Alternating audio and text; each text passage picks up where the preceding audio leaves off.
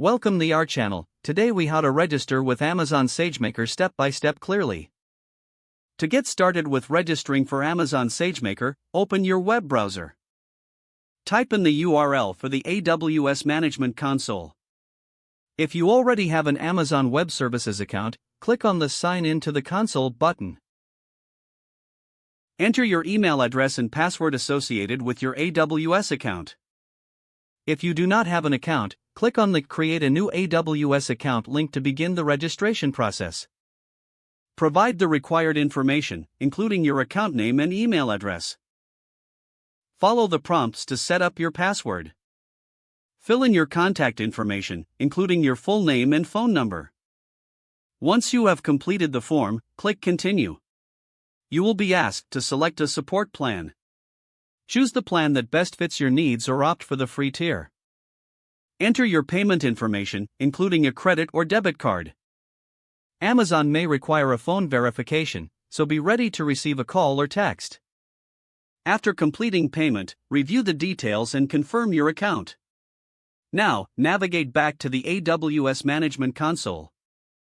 In the search bar, type SageMaker and then click on the Amazon SageMaker service. Follow the on-screen instructions to set up your SageMaker environment.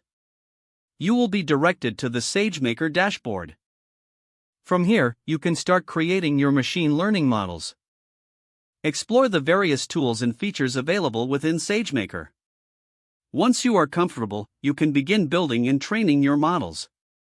Congratulations, you have now successfully registered and set up Amazon SageMaker. If the page does not load, refresh the browser or try again in a private or incognito window. Make sure you are using the correct email address, then retype it carefully to avoid small typos. If your password is not accepted, use the reset option and create a new strong password you can remember. Check your spam folder for verification or security emails, then complete any requested confirmation steps. Enable two-factor authentication if available to improve account security and reduce unauthorized access risk.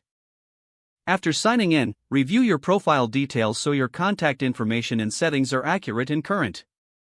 If you see an error message, note it down and try again after restarting your device and internet connection. Don't forget to like this video and subscribe to our channel for more step-by-step tech guides.